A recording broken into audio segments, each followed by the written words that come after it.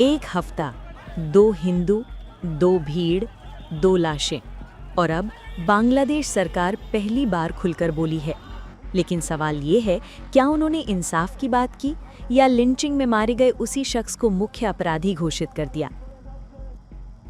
राजबाड़ी के पांगशा उपजिला में 29 साल के अमृत मंडल उर्फ सम्राट की भीड़ द्वारा पीट कर हत्या के बाद सरकार ने आधिकारिक प्रतिक्रिया दी है।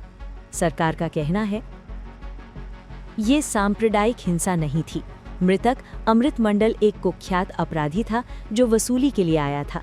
स्थानीय लोगों के साथ झड़प हुई और उसी में उसकी मौत हो गई। यानी लाठी डंडों से हुई मौत पर सरकार ने सबसे पहले मर चुके व्यक्ति का चरित्र तय कर दिया।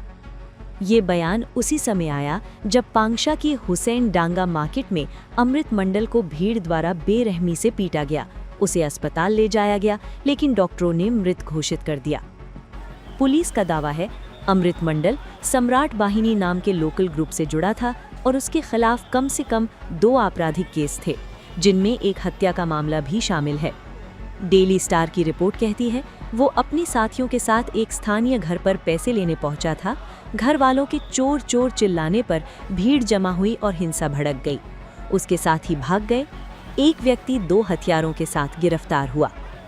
लेकिन असली बहस यहाँ शुरू होती है। क्या किसी पर आरोप लगना उसे भीड़ के हवाले कर देने का लाइसेंस बन जाता है?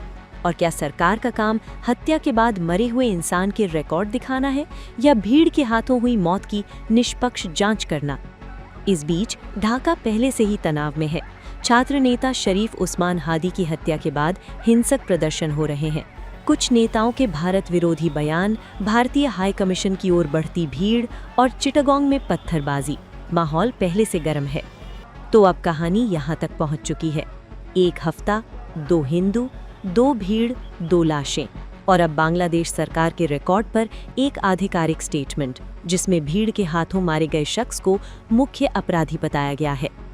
अब सवाल ये नहीं है कि आरोप क्या थे। सवाल ये है, जब भीड़ जज बन जाए और सरकार उसी भीड़ की कहानी दोहराए तो न्याय कहाँ खड़ा रहता है?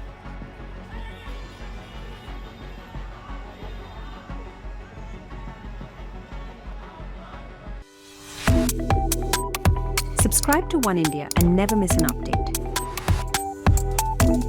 Download the One India app now.